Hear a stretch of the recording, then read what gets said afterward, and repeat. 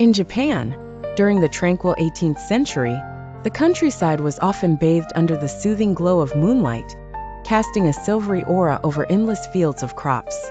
On one such ethereal night, a revered figure, the Ryokan master, strolled leisurely through the rural paths. His mind was deep in contemplation, as if each star held secrets meant for him alone. As he wandered lost in thought, he unwittingly found a resting place in the heart of a potato field. The serenity of the moment was shattered when the owner of the field, already plagued by frequent thefts of his precious produce, stumbled upon the Ryokan master sitting amongst his crops. The farmer's immediate conclusion was the worst. He was convinced he had caught the potato thief red-handed. "You are the thief!" he shouted at Ryokan, his voice a mixture of fear, anger, and accusation. The Ryokan master, however, did not hear the malice in the farmer's voice.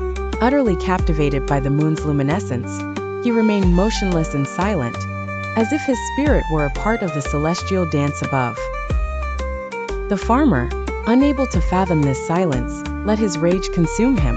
In his frenzy, he picked up a sizable cane, determination blazing in his eyes, and began to beat the seemingly guilty man. Each blow was met not with resistance nor cries, but with a profound stillness that seemed to only enrage him further. Just then, a neighbor happened upon the commotion. Seeing the farmer's wild actions, he rushed to intervene. Grabbing hold of the farmer's arm, he shouted over the scuffle, "Why do you hit this man? Don't you know he is the Ryokan master?" The field owner froze, his anger swiftly turning to disbelief then shame. The name Ryokan was invoked with the reverence reserved for those who are deeply cherished and respected.